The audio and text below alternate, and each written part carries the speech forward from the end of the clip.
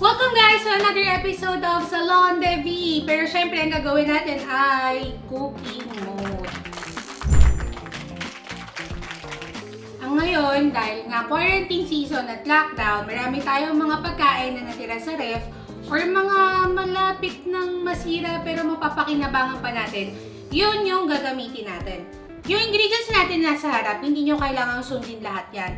Ito kasi yung mga natirang ingredients doon sa ref namin. Kasi ito yung mga kahapon or yung isang araw na nilagay na namin sa freezer. So, kayo na lang bahala mag-adjust. Basta make sure may kanin kayo kasi ang gagawin natin ay fried rice. So, dito makikita nyo yung mga ingredients na available. Siyempre, huwag nyong alisin yung kanin, itlog, anything na meat, garlic, guys. Huwag mong tanggalin yung garlic. Ito optional yan, yung carrots, yung corn at saka yung peas, saka yung mushroom kasi meron ako niyan. Margarine or butter, kayo na bahala kasi mas gusto ko yung lasa ng pinagsamang margarine saka oil. Basil leaves and garlic powder, optional din guys. Pero syempre, huwag niyong tanggalin ang salt and pepper kasi ito yung magpapalasa. With regards naman sa color, para magkaroon pa ng extra flavor yung ating fried rice, kayo na bahala kung anong available yung soy sauce. Pwedeng regular lang na toyo, pwede rin tong Worcestershire, or ito kung meron kayo yung Knorr seasoning. I advise itong Knorr seasoning kasi mas malasa siya pag inilagay nyo sa rice. So, let's start cooking!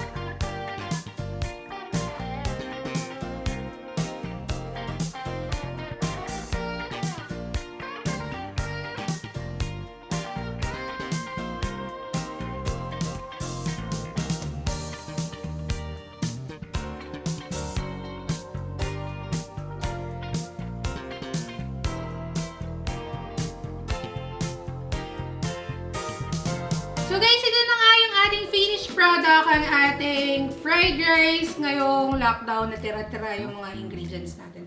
So kung nakita nyo naman, kayo na bahala mag-improvise ng mga gamit or mga ingredients na gusto nyong ilagay. Ito, mga paechos lang yan. Ito yung mga natira rin na mga meat pa para ma-add dun sa flavor ng ating fried rice. Kasi ito nakuha ko ng mga dahon-dahon dyan. So, sino nga ba ang mag-taste test ng ating fried rice ala Vanekwang? Marie Chris! Ang ating syempre frontliner! So, let's do this. Let's do the taste test. Okay.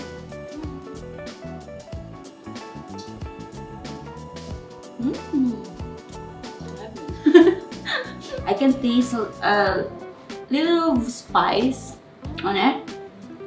I think may nilagay ba kayong pepper or something.